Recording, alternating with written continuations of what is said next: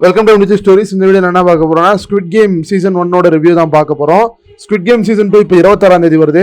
So அதுக்குள்ள ஒரு ஷார்ட்டாக நமக்கு முடிஞ்ச அளவுக்கு நமக்கு என்னெல்லாம் அந்த பார்த்து பிடிச்சது, என்னெல்லாம் நம்மளை கவர்ந்ததுன்றதை இங்கே ஷேர் பண்ணிடுறேன். வாங்க ஸ்குவிட் கேம் சீசன் 1 ஒரு த்ரோபேக் ரிவ்யூவாக இருக்கும்னு நினைக்கிறேன்.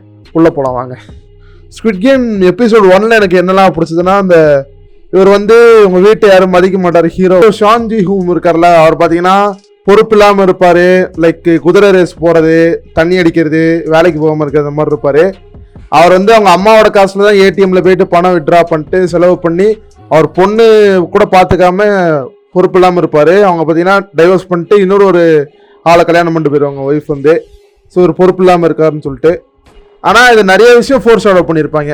லைக் என்னன்னா, அந்த ஏடிஎம்ல ஃபர்ஸ்ட் பணம் எடுப்பார் நம்ம ஆள் அதே தான் இந்த கிளைமேக்ஸ்லேயே ஃபோர்ஸ் ஆர்டர் பண்ணியிருப்பாங்க. அப்போ அவர்கிட்ட பணமே இருக்காது, அவங்க அம்மாவோட காசுல இது பண்ணிட்டு இருப்பாரு. கடைசியில் பார்த்தீங்கன்னா கிட்டத்தட்ட ஒரு 45 மில்லியன் மேலே பணம் வச்சிருப்பாரு. அந்த ஃபோர்ஸ் ஆர்டரிங் நல்லா இருந்துச்சு. ஹார்ஸ் ரேஸ் வச்சு ஒரு ஃபோர்ஸ் ஆர்டர் பண்ணியிருப்பாங்க ஃபர்ஸ்ட் எபிசோட்ல. லைக் இந்த ஹார்ஸ் ரேஸ்ல பணம் கட்டுற மாதிரி இவரே ஒரு தலையை பணம் கட்டி இவர் அந்த ஸ்குவிட் கேம்ல ஜெயிக்கிறார்ன்ற ஒரு ஃபோர்ஸ் ஆர்டரிங் நல்லா இருந்தது, எனக்கு பிடிச்சது.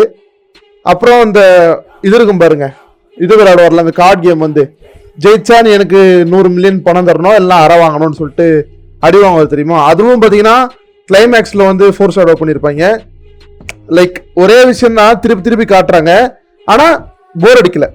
அதான் இந்த ஏதோ சீரிஸோட வெற்றி என்ன கேட்டிங்கன்னா, சூப்பராக பண்ணியிருந்தாங்க.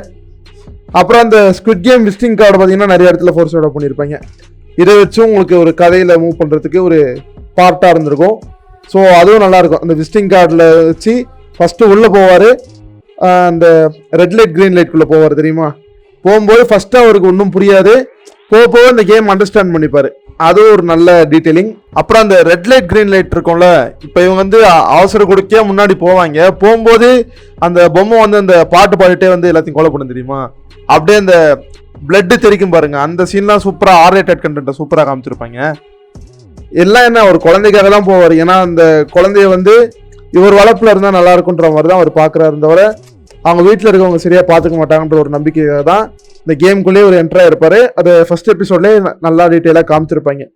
செகண்ட் எபிசோடில் லைக் உயிருக்கே ஆபத்தாக இருக்குது, எப்படி வெளியே வருதுன்னு சொல்லிட்டு வெளில வந்துடுறாரு. வெளில பார்த்தீங்கன்னா அவங்க அம்மாவுக்கு சுகர் இருக்கும், கால் எடுக்கிற மாதிரி இருக்கும். அதே சமயம் ஒரு ஏகப்பட்ட கடன் இருக்கும், ஒரு கிட்னி அறுத்து வித்துட்டு போகலாம் மாதிரிலாம் பிளான் பண்ணியிருப்பாங்க இந்த இவனுங்க கடன்காரனுங்க. ஸோ அதை மாதிரி இந்த ஒரு கிழவன் இருப்பாங்க பாருங்க, அந்த கிழவன் தான் உண்மையிலே தூண்டி விட்டுருப்பாப்புல, அவர் தான் மாஸ்டர் மைண்டு. அவரோட ஃபோர்ஸ் ஆடுவீங்களாம் நான் இருக்கும், நான் டீட்டெயிலாக சொல்கிறேன் பின்னால. அந்த கிழவனால தான் திரும்பி எல்லாரும் கேமுக்குள்ளே வரா மாதிரி ஒரு சுச்சுவேஷனும் இருக்கும். நிறைய விஷயம் நல்லா காமிச்சிருப்பாங்க. அதே மாதிரி போலீஸ் ஸ்டேஷனில் கம்ப்ளைண்ட் கொடுக்க போவார் செகண்ட் எபிசோடில். இவன் என்னடா ஜோக்கர் மட்டும் வளர்றான்னு சொல்லிட்டு நினைப்பாங்க. ஒரு போலீஸ்காரர் மட்டும் சீரியஸாக எடுத்துகிட்டு அந்த ஸ்குவிட் கேம் நடக்கிற இடத்துக்குள்ளே உள்ளே நுழைவார். ஸோ அந்த ஒரு டீட்டெயிலிங் எனக்கு பிடிச்சிருந்தது, நல்லா பண்ணியிருந்தாங்க ஸ்க்ரீன் பிளேல. எபிசோட் 3ல் பார்த்தீங்கன்னா அந்த போலீஸ் ட்ரெஸ்ஸை மாற்றிட்டு இந்த இவங்கள மாதிரி யூனிஃபார்ம் போட்டு போவாங்கள்ல, அந்த கேம் நடத்துவாங்களே அவங்க மாதிரி யூனிஃபார்ம் போட்டு போவான். அதெல்லாம் நல்லா காமிச்சிருந்தாங்க போர் அடிக்காமல். அப்புறம் அந்த ட்ரெஸ்ஸை மாற்றி விடுறது, எல்லாத்துக்கும் இந்த ரூல்ஸ் சொல்கிறது, ரூல்ஸ் யாரும் மீறினாலும் கொலை பண்ணப்படுவாங்கன்ற அந்த ரூல்ஸ்லாம் சூப்பராக காமிச்சிருந்தாங்க. எப்போ பார்த்தது நான் 2021 பார்த்தேன், இப்பயும் நமக்கு நல்லா தான் இருக்குது. அப்புறம் அடுத்த கேம் அந்த இது இருக்கும் பார்த்தீங்கன்னா, அந்த பிஸ்கெட்லேருந்து இந்த ஸ்டாரு, அம்ப்ரல்லா, ட்ரையாங்கிள், அந்த இதெல்லாம் இருக்கும் பாருங்க, ஷேப்ஸை கட் பண்ணி எடுக்கணுமே, ஆளாளுக்கு ஒரு ஷேப் எடுப்பாங்க. லைக் அந்த ஹீரோவுக்கு ஒரு இடத்துல ஸ்ட்ரைக் ஆகும், நக்கி எடுக்கலாம்னு சொல்லிட்டு அந்த ஒரு சீன் சூப்பராக பண்ணியிருந்தாங்க. அது எனக்கு ரொம்ப பிடிச்சது அந்த எபிசோடில். அதுக்கப்புறம் எபிசோட் 4ல் இந்த ஃபுட் இஷ்யூக்கு நைட் ஃபைட் நடக்கும் பாருங்க. ஃபுட் இல்லாமல் நிறைய பேர் அடிச்சுப்பாங்க. நைட்டில் பாதி பேர் காலி பண்ணலான்னு டீமாக ஃபார்ம் ஆகிட்டு சண்டை போடுவாங்க. அப்போ அந்த லைட்டிங் சூப்பராக பண்ணியிருந்தாங்க மேக்கிங்கில். இந்த சினிமோட்டோகிராஃபி அந்த சீனில் நல்லாயிருக்கும். நைட்டு தான், பட் இருந்தாலும் அந்த லைட் பிளிங்காய் எரியும். அந்த சீனில் சூப்பராக பண்ணியிருந்தாங்க. அடுத்த கேம் டக் ஆஃப் ஓவர் போவாங்க. லைக் அந்த தாத்தா இருப்பார் பாருங்க, அந்த தாத்தா ஒரு ஐடியா கொடுப்பான். அப்புறம் என் ஃப்ரெண்டு சாங்ஜி அவனும் ஒரு ஐடியா கொடுப்பான். இவங்க 2 பேரும் ஐடியா வச்சு அந்த டக் ஆஃப் ஓவர் சூப்பராக இல்லை. ஏன்னா லேடிஸ் கொஞ்சம் வீக்காக தான் இருப்பாங்க, வயசான ஆள் இவர் இருக்கிற தாத்தா வேறு. இவங்க எல்லாம் சேர்ந்து இந்த கேம் எப்படி விளையாட போகிறாங்கன்னு சொல்லிட்டு அது ஒரு ப்ரில்லியண்ட்டாக மைண்ட் கேம்ஸ் மாதிரி விளையாடிருப்பாங்க. அது கொஞ்சம் நல்லாயிருக்கும், அது சூப்பராக பண்ணியிருந்தாங்க இந்த இதில் அப்புறம் என்னென்னா எபிசோட் 5ல் பார்த்தீங்கன்னா அந்த ஒர்க்கர்ஸ் வந்து என்ன பண்ணுறாங்க, இறந்து போன டெட் பாடிலாம் வச்சு அதில் இருக்கிற ஆர்கான் எல்லாம் திருடி விற்கிற மாதிரி காமிச்சிக்கிட்டு இருப்பாங்க. அதுக்கு வந்து உள்ளுக்குள்ள ஒரு டாக்டரே வந்து ஹெல்ப் பண்ணி கொடுத்துருப்பான். அதுக்கு போல என்னென்னா என்னென்ன கேம் நடக்க போகுதுன்னு சொல்லிட்டு உங்களுக்கு சொல்லிடுவாங்க இந்த டாக்டருக்கு. அடுத்து இந்த கேம்லாம் நடக்க போகுதுன்னு சொல்லிட்டு ஒரு ஹிண்ட் மாதிரி கொடுத்துருவாங்க. மிச்சபடி அந்த எபிசோட் 5 கொஞ்சம் லேகாக தான் போகும், பெரிய விஷயங்கள் எதுவும் இருக்காதுன்னு வச்சுக்கோங்களேன். எபிசோட் 6 பார்த்தீங்கன்னா அந்த மார்பிள் கேம் இருக்கும் தெரியுமா, அந்த கோலி குண்டு. ஒருத்தர் வந்து அந்த கோலி குண்டை வந்து இது பண்ணணும், கண்டுபிடிக்கணும், ஒருத்தர் வந்து உருட்டி விடணும். அந்த மாதிரி நிறைய கேம்ஸ் இருக்குது அந்த கோலி குண்டு வச்சு. இவங்க 2 பேர், இந்த தாத்தா வந்து எதுவுமே கேர் பண்ண மாட்டார் சரிங்களா, அவர் பாட்டு ஜாலியாக சுற்றிட்டு இருப்பார். இதெல்லாம் வந்து பயங்கரமான ஃபோர்ஸ் ஆகிடுவீங்க. கொஞ்சம் நீங்கள் யோசிக்கிறாளா இருந்தால் கண்டுபிடிச்சிடலாம் அந்த இடத்துல. லைக் என்னென்னா நான் வராமல் அந்த ஒரு என் வீடு என் ஊர் அப்படின்னு சொல்லிட்டு அதை பார்த்துக்கிட்டு இருப்பார். தாத்தா வாங்க தாத்தா விளாட்லாம், இல்லை நம்ம செத்துருவோம் தாத்தா அப்படின்னு சொல்லிட்டு ஹீரோ கூப்பிடுவார். அந்த டீட்டெயிலிங்லாம் சூப்பராக பண்ணியிருந்தாங்க. அது வந்து ஒரு நல்ல டீட்டெயிலிங் நான் சொல்லுவேன். ஏன்னா இது வந்து இதே மாதிரி இந்த லைட் ஆஃப் பண்ணி விளையாடுவாங்க தெரியுமா, அப்பயும் ஒரே மாதிரி ஃபோர்ஸ் ஆட் பண்ணியிருப்பார். நிறுத்துங்க போகிறோம் அப்படின்றப்ப இதெல்லாம் வந்து கிளைமேக்ஸில் வந்து லிங்க் ஆகும். அது வந்து நான் லாஸ்ட் எபிசோடப்போ உங்களுக்கு நான் சொல்கிறேன். இப்போ கரெக்டாக உங்களுக்கு வந்து நான் 6th எபிசோட் வந்து பிரேக் டவுன் பண்ணிகிட்ருக்கேன். இந்த மார்பிள் கேம் முடிஞ்ச உடனே அவர் கூப்பிட்டு போகிறத மட்டும் தான் காட்டுவாங்க. இந்த தாத்தாவை என்ன பண்ணாங்க ஏது பண்ணாங்கன்னு சொல்லியிருக்க மாட்டாங்க.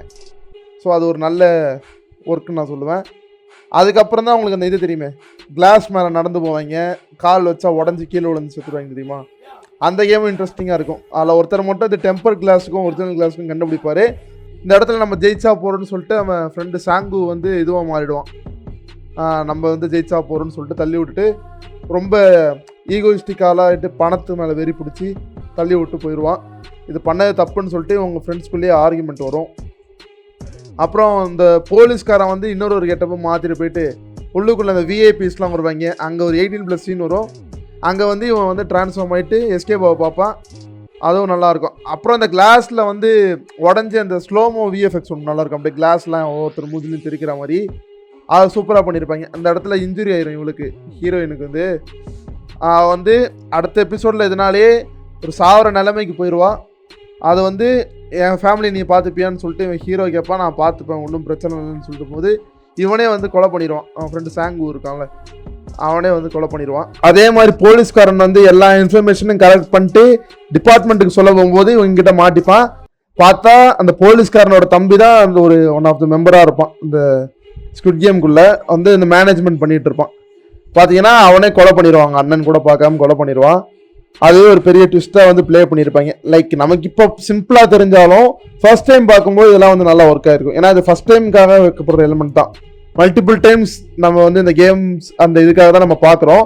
Second time third time rewatch அடிக்கிறதுலாம் மெயினாக அது ஃபர்ஸ்ட் டைம் ஒரு தடவை ஒர்க் ஆனால் போகிறன்றதுக்காக ஒரு சில விஷயங்கள் பண்ணுவாங்க ஸ்க்ரீன் பிளேல. அந்த மாதிரி விஷயத்தை நான் கன்சிடராக பண்ணுறேன். ஆனால் ஓகே, மேக்கிங்காகவும் சரி ஸ்க்ரீன் பிளேவும் சரி நல்லா தான் கொண்டு போயிருந்தாங்க, ஒரு பிரச்சனையும் இல்லை நம்ம ஸ்குவிட் கேமில். அதுக்கப்புறம் லாஸ்ட்டாக இவங்க 2 பேர் மட்டும்தான், ஹீரோ சாங்கிஹூவும் சாங்கோ மட்டும்தான் உயிரோடு இருப்பாங்க. இவங்க 2 பேரும் அந்த ஸ்குவிட் கேம் ரவுண்டு விளையாடுவாங்க தெரியுமா, அப்போயே வந்து கொலை பண்ணாதான் ட்ரை பண்ணுவாங்க தவிர கேம் விளையாடுறதுல வந்து இன்ட்ரெஸ்ட் காட்ட மாட்டாங்க.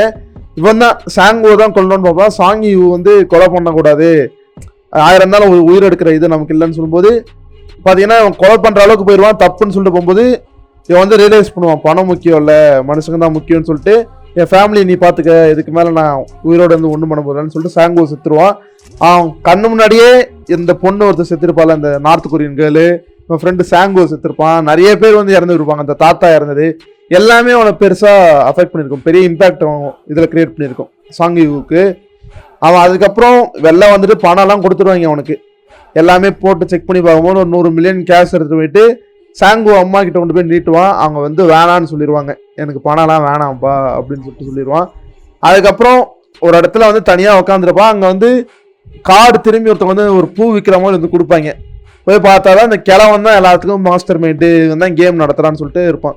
ஏன்னா பணம் நிறையா இருந்து என்ன பிரச்சனை இல்லை, எப்படி நம்ம சந்தோஷம் தேடுறதுன்னு எனக்கு தெரியல. குளிக்கிறது, கூத்தடிக்கிறது, பொண்ணுங்களோட சுற்றுறது இதெல்லாம் வந்து டெம்பரரி ஹாப்பினஸ் தான். ஒரு பர்மனெண்ட்டாக நம்ம சந்தோஷப்படணும்னா ஸ்குவிட் கேம் மாதிரி ஒரு கேம் வச்சு ஜெயிக்கிறவங்களுக்கு காசு கொடுக்குற மாதிரி ஒரு கேம் பண்ணுவோன்னு சொல்லிட்டு ஐடியா பண்ணுன்னு சொல்லுவான். அதில் நானும் ஒரு மெம்பராக போயிட்டு விளாண்டா நல்லா இருக்குன்னு சொல்லிட்டு ஒரு பிளான் பண்ணுவான். இது ஏன் இப்படி பண்ணீங்க, இது வந்து மக்கள் உயிர் எடுக்கிற தப்பு இல்லையான்னு சொல்லிட்டு, இது வந்து நீங்களா தான் விருப்பப்பட்டு வந்தீங்க, நான் பொறுப்பு இல்லைன்னு சொல்லிட்டு அந்த கிழவன் வந்து சொல்லிட்டு இது பண்ணிடுவான். கிழவனும் செத்துருவான், ஏன்னா அவனுக்கு ஏற்கனவே டியூமர் இருக்கும் அந்த இதில் சொல்லியிருப்பான் சரிங்களா. நடுவில் அவன் வீட்டுக்கு போய் பார்ப்பான். வீட்டுக்கு போய் பார்த்தா அவங்க அம்மா உயிரோட இருக்க மாட்டாங்க, இறந்து போயிருப்பாங்க. அதுக்கப்புறம் இவனும் அந்த பணத்தை எடுத்து செலவு பண்ண ஆரம்பிச்சிடும். சரிங்களா? பண்ணிட்டு இவன் அந்த ஹீரோயினோட தம்பி இருப்பான்ல, அவனை வந்து அடாப்ட் பண்ணிட்டு இவனோட சாங்கு அம்மா கிட்ட விட்டுட்டு போயிடுவான்.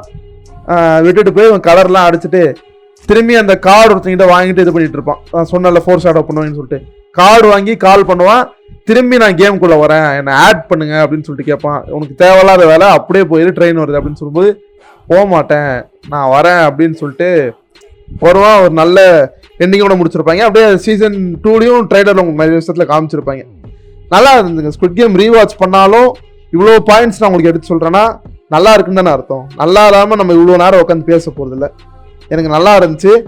என்ன சின்ன சின்ன குறைகள் இருக்குது, இந்த லேக் அடிக்கிறது, ஒரு சில ட்விஸ்ட்லாம் பார்த்தீங்கன்னா சிம்பிளாக இருந்த விஷயங்கள்லாம் நமக்கு இப்போ பார்க்கும்போது நல்லா இருக்கும். ஆனால் ஃபஸ்ட் டைம் பார்க்கும்போது நல்லா ஒர்க் ஆகிருக்க வாய்ப்புகள் இருக்குது.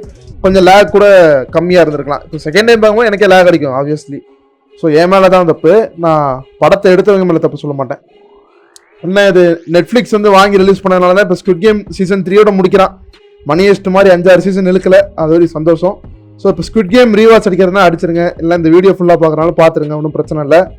இதற்கு பிறகு ஸ்குவிட் கேம் சீசன் 2 வந்துச்சுன்னா பார்த்துட்டு நான் உங்களுக்கு ரிவ்யூ போடுறேன். நன்றி, வணக்கம்.